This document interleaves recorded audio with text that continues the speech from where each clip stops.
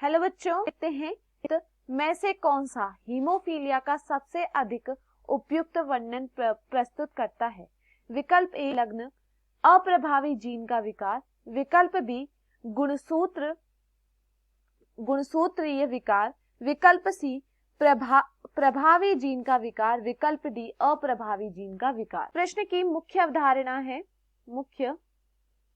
मुख्य अवधारणा इस प्रश्न की मुख्य अवधारणा है हीमोफीलिया। इस प्रश्न की मुख्य अवधारणा है हीमोफीलिया। देखिए, अगर हम बात करें हीमोफीलिया के विषय में कि हीमोफीलिया क्या होता है, तो देखिए हीमोफीलिया क्या है, यह एक्स सहलग्न अप्रभावी जीन का विकार है। यह क्या है, यह एक्स सहलग्न अप्रभावी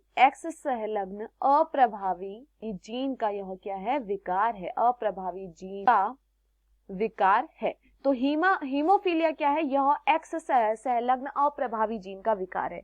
अगर हम बात करें इसमें क्या होता है, तो देखिए रक्त में जो थक्का बनता है, यानी जब आपको चोट लगती है और जो रक्त का थक्का बनता है वह यहाँ पर नहीं बनता है। अगर मान लीजिए किसी को क्या लगती है, चोट लगती है, तो आपने देखा होगा कि एक रक्त का थक्का वहां पर बन जाता है, जिससे क्या होता है, खून आगे को नहीं आता है।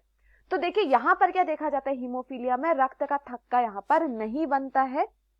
तो यहाँ पर क्या होता है, रक्त का थक्का यहाँ जमता नहीं है। रक्त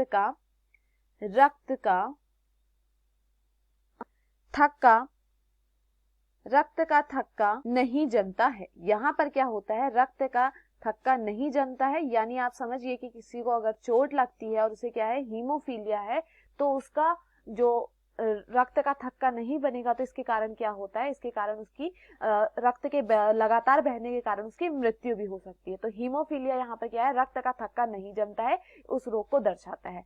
अब देखिए यहाँ पर क्या देखा जाता है, यहाँ पर यह जो है, यह रुधिर कारक 8 की कमी से होता है। यह किसके कारण होता है, यह रुधिर में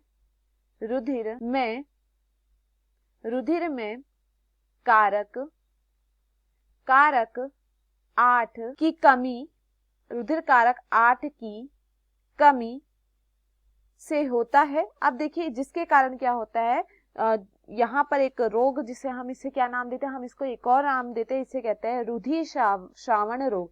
इसे हम और क्या का नाम देते हैं, हम इसे कहते हैं रुधिर श्रावण रोग भी कहते हैं। इसे क्या कहा जाता है, रुधिर श्रावण रोग भी कहते हैं।